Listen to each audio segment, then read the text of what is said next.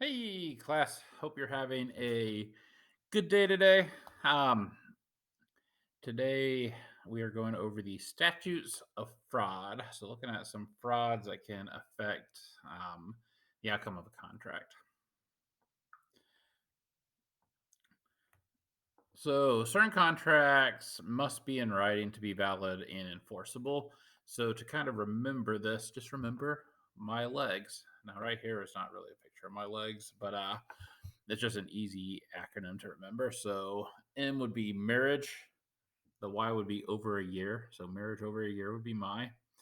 And then you look at land, estate. G is goods over 500, and S is surety. We'll go over all those here in a second.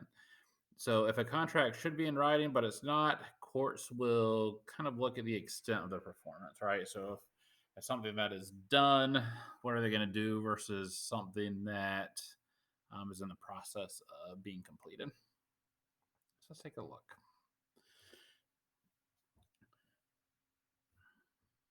So, if a contract has been executed, that means it's been fully performed and completed. So, the court is just going to leave it as it is. If a court or if a contract is executory, which means it's in the process and not in writing, then the contract is typically unenforceable. Um, but still, you can go to court and try to enforce it. So you can enforce restitution, which means you kind of get paid for what you've already done, or you can go to court and get a quasi contract. This is just where the court will award money to prevent the unjust enrichment of one party or another. So, a very small example would be like if you were to order a pizza and get it delivered, but the pizza guy brought it to the wrong house. And then you could technically go to court and get a quasi contract in order to be refunded for your pizza. And typically, the pizza places are going to do that. Just from a pure business standpoint, it would be horrible publicity if they kind of rip you off, right? Um, but another one would be like if someone was repairing your house or repairing your roof, and they found something that was huge and fixed it without you knowing and then try to charge you for it. You could order a quasi contract saying, hey, we never really asked for that. You did more than you were supposed to, and they would have to kind of refund you for that um, extra thing that they did. As far when contracts co-signature are important, so only the people whose signatures are on the contract can be sued. Another term that we're going to see throughout the rest of these slides is ambiguous terms. And ambiguous just means it's open to interpretation, right? It's nothing definite, it's kind of up in the air. So, one of the my legs were sales of goods over $500. So, goods or personal property over $500 must be in writing unless it's a custom order. So, say that you're in a club at school and you're ordering T-shirts or plaques or something like that. That does not have to be in writing. Anything prepaid, right? So if you prepay for something, you don't have to have it in writing because you already paid for it. But it is important to get a receipt to kind of show that you did indeed pay for that. Anything received or accepted. So, say you get a UPS package and you sign for it. When you're signing for your UPS packages, you're basically signing a contract. So you're saying that what you received is right and good. Um, or if you go to court and you admitted it, right? So it's called judicial admission. If you go to court and you say, "Hey, I orally made this contract," the court's going to be like, "You made the contract. You just submitted it to us. This contract is good." Real property. So this is real estate. The E in my legs.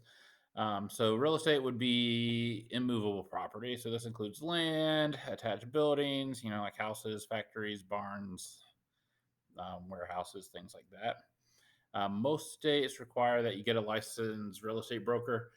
Even if they don't require it, a smart, just because they have all that legal background, they know what they're doing. They'll make sure that you're getting a good price, and more than that, that you're just legally on the up and up, right? So you're not doing anything wrong where you could come back and get sued for something later.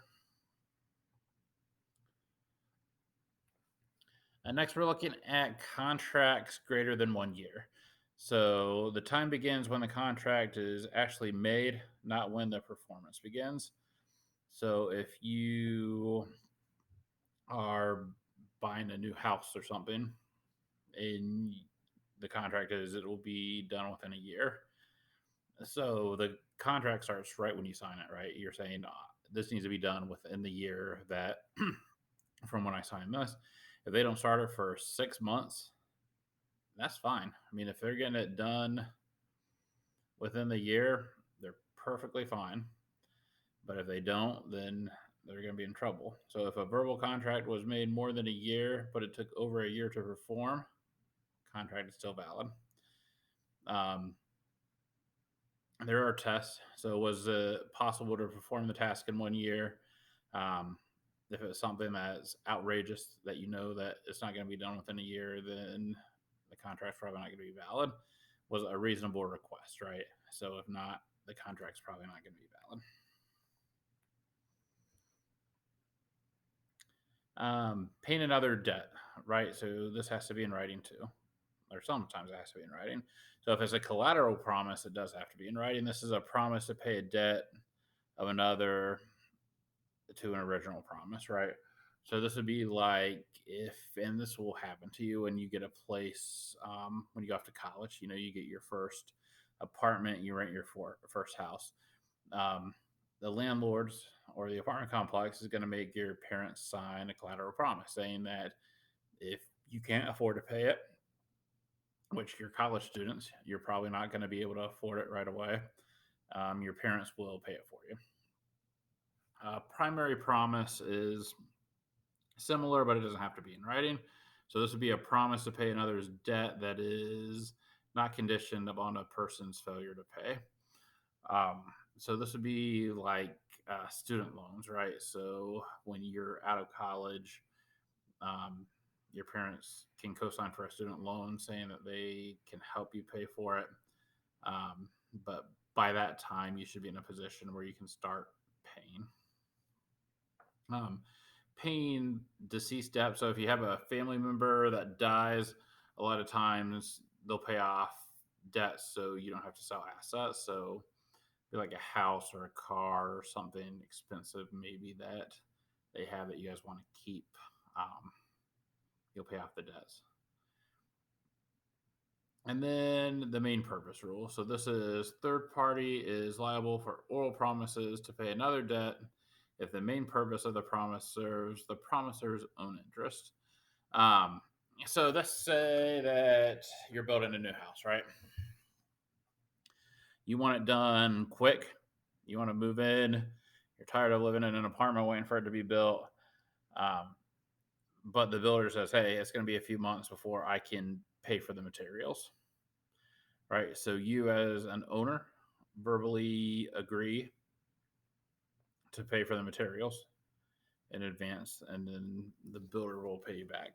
So this doesn't have to be in writing because you're actually benefiting from this because you're paying for the materials up front. And it helps you get into your house quicker. Marriage. So when one party agrees to marry another party for something in return, it must be in writing. So this is what prenups are. All right. So a couple of funny prenups I found, or I guess disturbing prenups I found. So Justin Timberlake is married to Jessica Biel, a very attractive couple, right? If Justin Timberlake cheats on Jessica, Jessica gets $500,000. I don't want them to cheat. I want them to live happily ever after. But it's $500 or $500,000. That's not bad. Um, when Tony Romo and Jessica Simpson were married, and this one just got me to shake my head. Um, Tony Tony Romo would get $500,000 for every pound Jessica Simpson gained over 135 pounds. Think about that. $500,000 for every pound she gained over 135 pounds. First of all, who would sign that? What was Jessica Simpson thinking signing that? Um, and can you imagine why they're not married anymore? If that was in your contract, it's just crazy. Um, Another thing to go along with marriage is something called heart bomb suits. So this is if one party breaches either an oral or written contract to marry, the victim of the breach may successfully sue for damages. So this is something that you don't even have to be married for. All right, this is something, and this was a really old thing. This was back in like the 1920s. All right, back when women were kind of oppressed and didn't have many rights. So if you're just dating someone, so picture this because you guys are high school students. Picture you're dating someone, okay, and you guys break up, right? And you get super mad at this person. You could have went to court and said, hey, we were dating, but this person cheated on me and I'm going to sue them, right? And you could actually have had to have paid money to the person just because they said that. So, I mean, obviously you have to prove it and stuff, but back then the courts were probably more in favor of men. So, I mean, it was just a horrible situation. Surprisingly, 8 states still allow lawsuits like this, all right? So, Hawaii, Mississippi, Missouri, New Hampshire, New Mexico, North Carolina, South Dakota, and Utah. So it's kind of all over the place. It's not like a liberal or conservative state thing. These states are all like all mixed around. It's crazy to me that this would happen. But that's just fun knowledge. All right, I don't believe that's going to be on any test. A conflict. So if a conflict arises in a contract, the courts will review the entire contract, determine what clauses should prevail with a party's principal injective in mind. All right. So courts will look at handwritten versus typewritten contracts. Courts typically side with handwritten, right? Because you're actually writing it out manually versus something that's typewritten that you might not have even written, right? They look at money. So words versus numbers. Courts typically side with words because it's a little more professional. Courts, when they're looking at contracts, are for everyday language, unless it's like between two professionals in that certain trade, then that kind of vocabulary would be acceptable. Um, if the conflict arises and it's still ambiguous and the courts aren't sure what to do, they typically rule against the author of the contract. And that's the person that actually drafted the contract. The reason for this is authors are typically the stronger party, right? So if you're wanting something, you're typically the one forming the contract or writing the contract versus the person who's just signing it.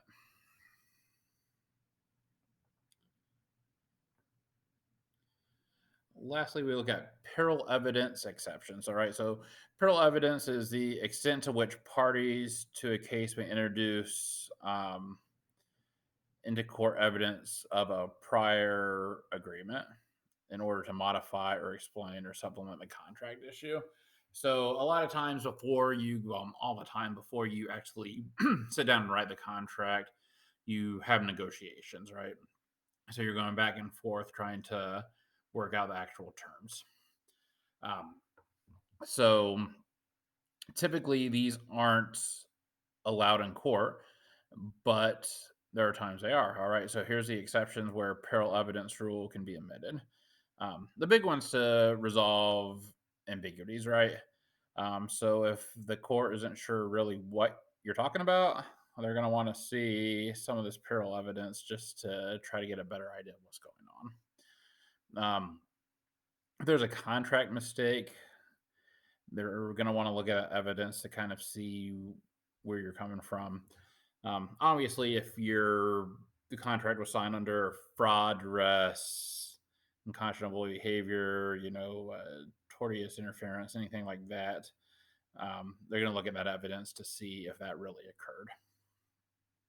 To show that consideration was never paid, to modify a contract after it's been signed by all parties, if the contract allows for that, to show a condition that had to occur before the contract performance was due, and then evidence and incorporated into the contract by reference of the evidence to the contract itself, right? So does it kind of like cancel itself out?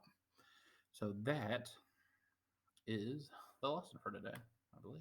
All right, let's do an extra credit. So fall break's coming up. I hope you guys are going to, if you're not going anywhere, at least get some rest or get some extra work in there and make money.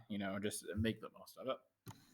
So this fall break, we have a house up in Maine. My wife is from the Northeast, and we love to go there. So we got a little place up in Goldsboro, Maine, which is right by Acadia National Park. It's a beautiful park, and the kids love it. I love it. It's right on the ocean. It's just a really, really cool place. So we are going there. We normally like to fly there, but because of COVID, we are going to drive. So that is about 19 hours, which is not fun. Sometimes we do it all in one try. I think this time we're going to stop at a hotel midway just to keep me sane and the kids from killing each other. So your extra credit word of the day is going to be Maine. Not Maine like I'm your main man, Maine like the state. So Maine. So put that on the bottom of your 10-2 reteach, and I'll give you an extra credit point. I know it's just 1 point here and there, but these all add up. So hopefully it seems like the ones that are watching the videos and doing this are not the ones that need the extra credit, which is probably why you guys are doing well in the class. But put it on there, you get an extra credit point, and hopefully that helps out. I will see you guys in class later this week. I hope you are having a good day.